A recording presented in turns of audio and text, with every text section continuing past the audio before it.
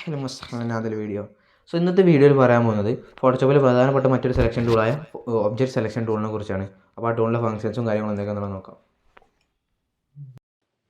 ഇന്നത്തെ വീഡിയോയിൽ ഫോട്ടോഷോപ്പിൽ object selection ടൂളിനെ കുറിച്ചാണ്. അതിൻ്റെ ഷോർട്ട് കട്ട് വരുന്നത് W ആണ്. അപ്പോൾ ഈ സെലക്ഷൻ ടൂൾ ഉപയോഗിച്ച് നമുക്ക് ഇതേപോലെ ഇപ്പോൾ ഈ ഒരു ഗേളിനെ മാത്രം സെലക്ട് ചെയ്യണമെന്നുണ്ടെങ്കിൽ എല്ലാവരും സെലക്ട് ചെയ്തതിന് ശേഷം സെലക്ട് സബ്ജക്റ്റ് കൊടുത്തു കഴിഞ്ഞാൽ ഓട്ടോമാറ്റിക്കായിട്ട് ഇങ്ങനെ ഇതേപോലെ സെലക്ട് ആവും. ഇനി നമ്മൾ കൺട്രോൾ C നോക്കി കൺട്രോൾ V നോക്കി കഴിഞ്ഞാൽ ആ ലെയർ കോപ്പി പേസ്റ്റ് ആവും.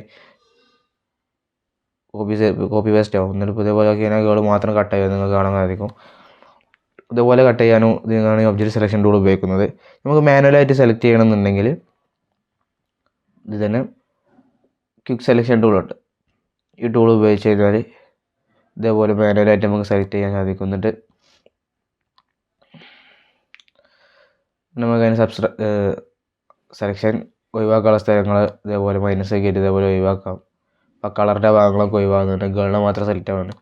അപ്പോൾ ഇതുപോലെ ചെയ്യാനാണ് ഈ സെലക്ഷൻ ടൂൾ ഉപയോഗിക്കുന്നത്. പിന്നെ മാജിക് ബാൻഡ് ടൂൾ നമുക്ക് ഒരു കളർ മാത്രം സെലക്ട് ചെയ്യണമെന്നുണ്ടെങ്കിൽ ഇപ്പോൾ ഞാൻ സെലക്ട് ചെയ്തപ്പോൾ ആ കളർ മാത്രം സെലക്ട് ആയി. ഇപ്പോൾ ഗേൾ ഒഴികെ ആ കളർ മാത്രം സെലക്ട് ആയി.